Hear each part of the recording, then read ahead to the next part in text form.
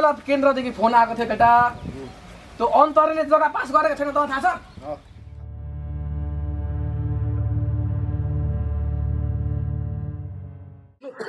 1 लाखमा 20,000 कम चाहिँ दिन्छु यस्तै हुन्छ यो पैसा राले बोल्दा मालै पिलो बोल्ने 2 नम्बरमा फोन बन्द गर्ने 3 नम्बरमा चाहिँ गाली गलौज र ठुलो स्वरमा बोल्न नपाइने 4 नम्बरमा छलफल नसकिन्जेलसम्म बाहिर निस्केर जान नपाइने यहाँ मिला पर्त त भयो अब संयुक्त निवेदन चाहिँ न्याय समितिमा गएर बुझाउनु पर्ने हुन्छ है बाउ छोराको कुटपिट एक कोरो भयो साह्रै राम्रो दोहोरो भयो अझै रमाइलो हुन्छ मेरो सोचाइ है होइन रमाइलो खालको कुटपिट यतिको हुनुपर्छ सहमतिमा मेलमिलाप भएको छ हामी त्यो हेर्ने दर्शकलाई रमाइलो र सन्देश लानु अझै रमाइलो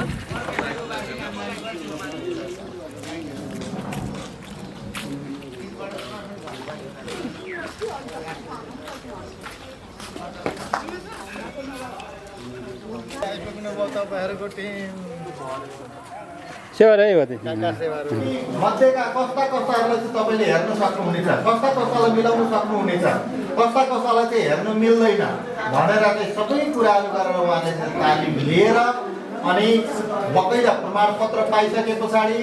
अनि त्यो तालिम उहाँको योग्यता क्षमता र प्रमाणको आधारबाट फेरि गाउँपालिकाको न्याय समितिले उहाँहरूलाई चाहिँ बकैदा प्रमाणित गरेर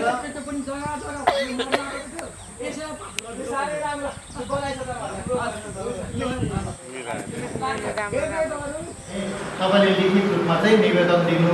फोन नम्बर सहित राखेर त्यस पछाडि चाहिँ अनि हामी सम्पर्क गर्छौँ भनेर अब निवेदन दिनु पर्यो फोन नम्बर दिइसके पछाडि अब तपाईँ जानुहोला तपाईँको विवादित पक्ष होइन अर्को पक्षलाई हामी सम्पर्क गर्छौँ भनेर चाहिँ उहाँले भन्नुहुन्छ उजुरी प्रसादले मुद्दा दर्ता गरेर निशा पनि दिन्छ है ल ठिक छ दर्ता निशा भनेको दर्ता है त्यहाँ गइसकेपछि ल तपाईँको दर्ता नम्बर यति हो हामीले चाहिँ दर्ता गरिसक्यौँ भनेर एउटा चाहिँ निशा एउटा प्रमाण मैले यो दिन भनेको निशा पनि दिन्छ स्रोत हुँदैन होइन कतिलाई थाहा हुँदैन त्यहाँनिर हिजो नभएको त माथि इलाम सिधा अब पुग्नु पऱ्यो भने हामी चाहोस् मूल्याङ्कन होस् भनेर हामीले यो कार्यक्रम राखेको गाउँपालिकाले तपाईँहरूले सुन्दै हुनुहुन्छ र पनि कति अलिकति मैले यताउता यो कुनामा त्यो कुनामा गएर हेर्दै गर्दा कति चाहिँ मिलाउनु भएको अनि कति चाहिँ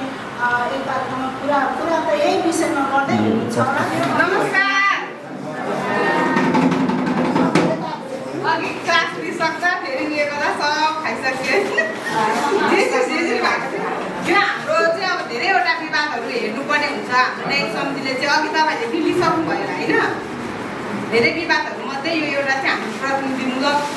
अब विवादलाई चाहिँ हामीले यहाँनिर समक्ष प्रस्तुत गर्ने जमर्को गरेका छौँ यो हाम्रो विवाद चाहिँ स्थानीय सरकार सञ्चालन ऐन 2074 को दफा 47 को उपदफा 2 बमोजिमको चाहिँ विवाद रहेको छ जसलाई चाहिँ हामीले मेलमिलापको माध्यमबाट मात्रै निरूपण गर्न पाउँछौँ हामीले 47(1) को चाहिँ अब निरूपण गर्न पाउँछौँ फैसला गर्न पाउने अधिकार हुन्छ भनेर अघि तपाईँहरूले पनि पढ्नुभयो होला होइन तर यो 47(2) को विवादहरू चाहिँ हामीले मेलमिलापको माध्यमबाट मात्रै निरूपण गर्न पाउँछौँ जुन चाहिँ अहिले हाम्रो तपाईँहरूले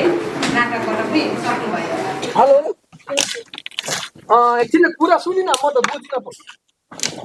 पो भन्नु त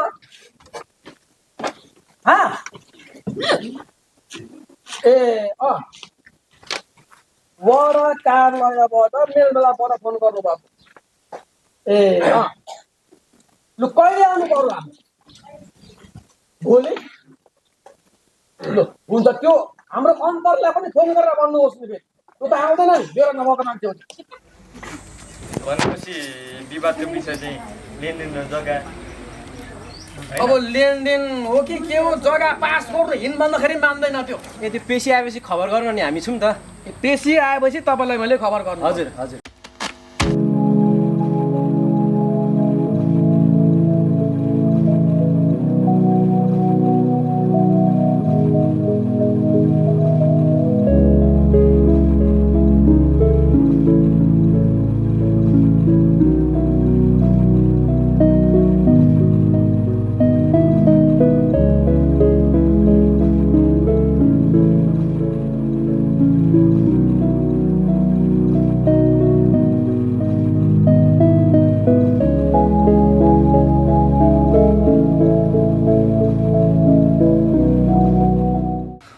सम्झना केरुङ, मेरो घर चुलाचुली गाउँपालिका वडा नम्बर 4 र हाल चाहिँ म यहाँ चुलाचुली गाउँपालिकामा साहित्य स्तर 5औँको रूपमा कार्यरत छु र मेरो जिम्मेवारी भनेको चाहिँ न्यायिक समिति सचिवालय अन्तर्गत उजुरी प्रशासक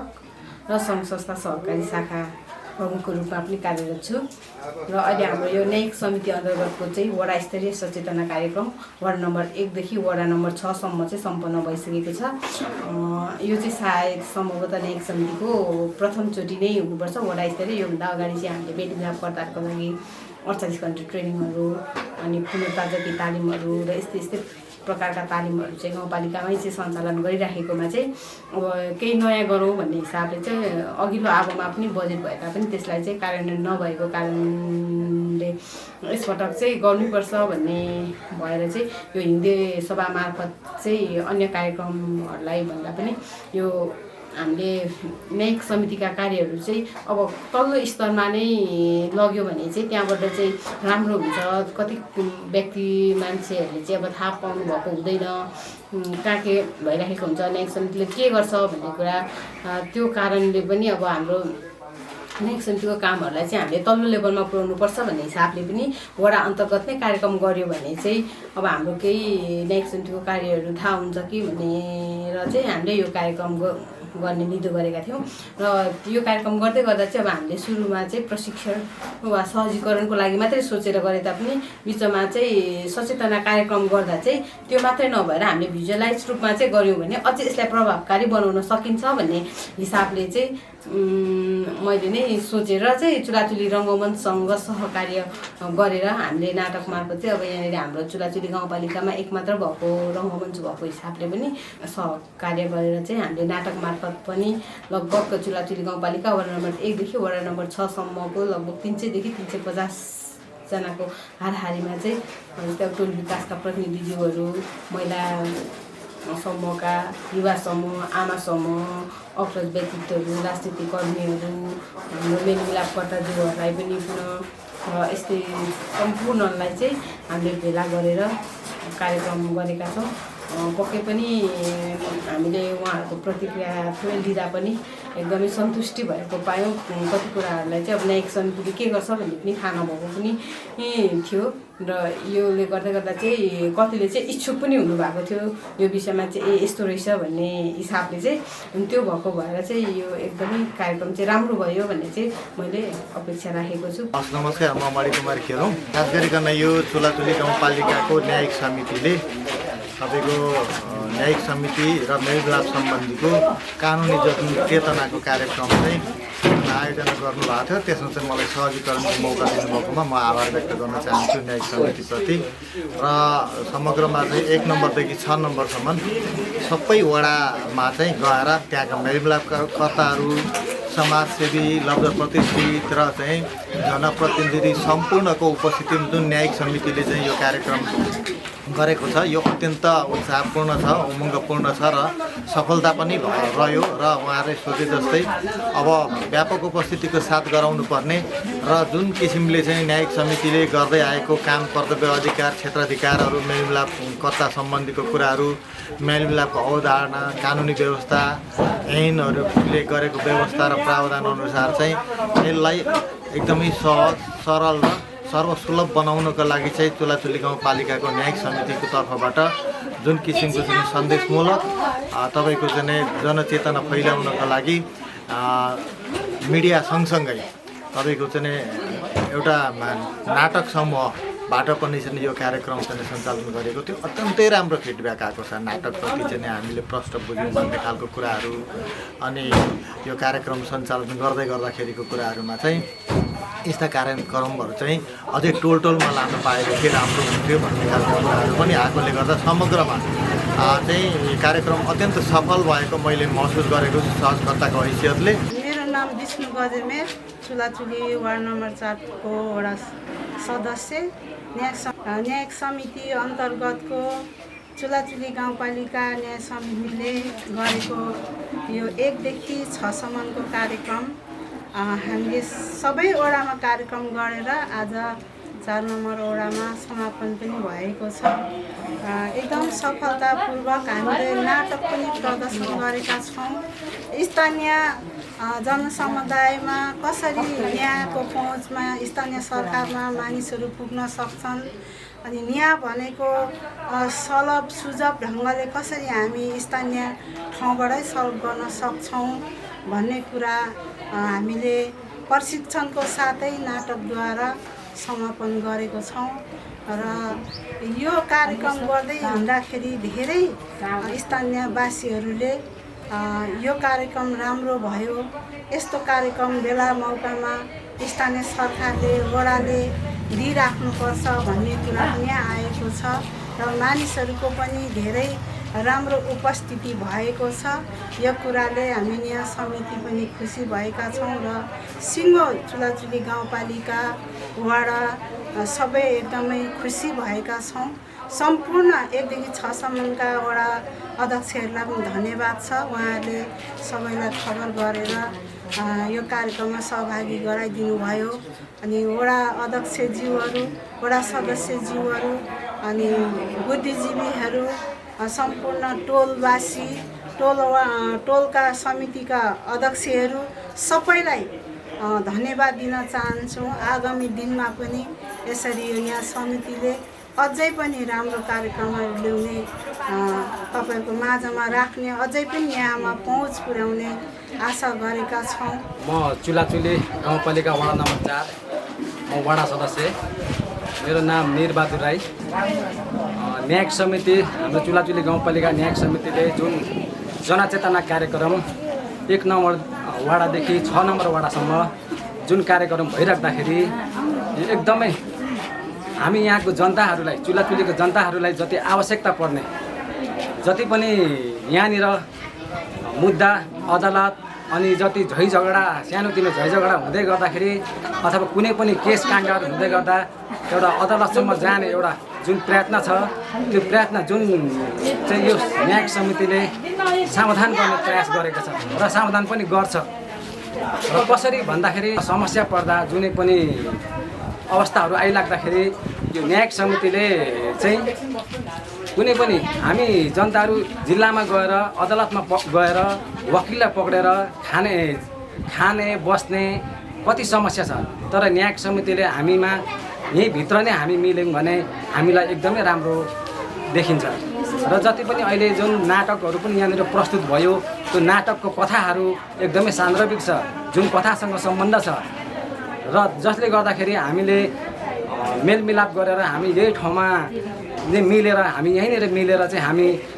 चाहिँ अगाडि बढ्नुपर्छ भन्ने खालको जुन निर्देशन छ, जुन कथाले समेटिएको छ, जसले गर्दाखेरि न्यायिक समितिले गरेको काम एकदमै सान्दर्भिक छ हामी जनताहरू, यहाँको जनताहरूको लागि। म भोविन बान्तवा राई, म चुलाचुली गाउँपालिका 5 नम्बर वार्डको वार्ड अध्यक्ष। आज न्यायिक समिति चुलाचुली गाउँपालिका मार्फत यो सञ्चालन भएको नाटक अत्यन्तै सन्देशमूलक र व्यवहारिक छ। यसमा चाहिँ समग्र हामीले चाहिँ गाउँ समाजमा कसरी न्याय निरूपण गर्ने, न्याय सम्प्रेषण गर्ने र कसरी चाहिँ नै हामीले हाम्रो समाजलाई सभ्य र सुसज्जित समाज निर्माण गर्ने भन्ने सन्देश दिनको लागि गरिएको अत्यन्तै राम्रो नाटक थियो र सबै कलाकार साथीहरूलाई पनि धन्यवाद ज्ञापन गर्दै अत्यन्तै राम्रोसँगले सम्पन्न भएकोमा शुभकामना पनि दिन चाहन्छु। धन्यवाद। मेरो नाम रामप्रसाद नेपाल, चुलाचुली गाउँपालिका वार्ड नम्बर 5 को वडा सदस्य। चुलाचुली गाउँपालिकाको चाहिँ म न्यायिक समितिको सदस्य र यो हामीले यो कार्यक्रम गर्दै गर्दाखेरि 1 देखि 5 सम्म हामीले चाहिँ यो एउटा न्यायिक समिति बारेमा जनचेतना एकदम तल्लो स्तरसम्म नै पुगोस् भनेर हामीले यो कार्यक्रम चाहिँ सञ्चालन गरेका छौँ। हामीले 1 देखि सुरु गर्दै आएर तपाईँको 1, 2 र 3 सकेर आज 5 मा गरियो। अब भोलिको कार्यक्रम हाम्रो वार्ड नम्बर 6 मा रहनेछ र पर्सि हाम्रो वार्ड नम्बर 4 मा गरेर हामी यो कार्यक्रमलाई समापन गर्नेवाला छौँ। यो सर्वसाधारणसम्म सबैलाई बुझाउनका लागि चाहिँ हामीले यो एउटा नाटक नै देखाउने बनाएर चाहिँ एउटा नाटकको पनि प्रोग्राम बनाएको छौँ। त्यही भएर हामीले यो सबै देखाइसकेका छौँ। छोराछोरी उपाध्यक्ष न्यायिक समिति संयोजक। विशेष गरेर हाम्रो यो जनचेतनामूलक कार्यक्रम न्यायिक समितिले किन गर्यो भन्ने सन्दर्भमा हाम्रो लक्ष्य भनेको स्थानीय निकायमा स्थानीय सरकार पालिका स्तरीय यो मेलमिलापकर्ताको काम कर्तव्य जिम्मेवार र वडामा रहेको मेलमिलाप केन्द्रमा रहेका मेलमिलापकर्ताहरूको भूमिकामा सहजताको लागि आम वडावासी नागरिकलाई सुसज्जित गर्नका लागि वडा स्तर टोल स्तरका आम नागरिकलाई हामीले कथा मार्फत जोड्न चाहेको हौँ। यो कथा हाम्रो चुलाचुलीकै नाट्य कलाकार भाइ बहिनीहरूबाट आएका उजुरीहरू विवादको निरूपण हामीले गरेकाहरू र जल्दो बल्दो यहाँ चुलाचुलीमा आइरहेको हरेक हाम्रो वडामा हुने विवादहरूलाई कथा मार्फत चित्रण गरेर सजीव तरिकाले सन्देशको लागि शिक्षाको लागि जनचेतनाका लागि हामीले सशक्त रूपमा जनचेतनामूलक कार्यक्रम यो अभियानको रूपमा न्यायिक समितिले 6वटै वार्डमा वडा स्तरीय कार्यक्रम गरेका छौँ। यसको उद्देश्य एकदम यो नाट्य कलाकार भाइ बहिनीहरूले कथा एकदम सान्दर्भिक र यहाँको जल्दोबल्दो विवादको विषयलाई लिएर अगाडि बढाइरहेको छ। यो एकदम यसले सकारात्मक न्याय निरूपणमा भूमिका खेल्नेछ भन्ने लागेको छ। हाम्रो उद्देश्य वडा मार्फत सबै वडावासीहरूलाई आम नागरिकलाई न्यायिक समितिको क्षेत्र अधिकार कानुनी प्रावधान इजलासहरू र उजुरी प्रशासकको काम कर्तव्य र वडाध्यक्षको भूमिका र वडा मेलमिलापकर्ताको भूमिका नै रहेको छ। हामी यो कार्यक्रम चाहिँ यही समापन भएको घोषणा गर्न चाहन्छौँ।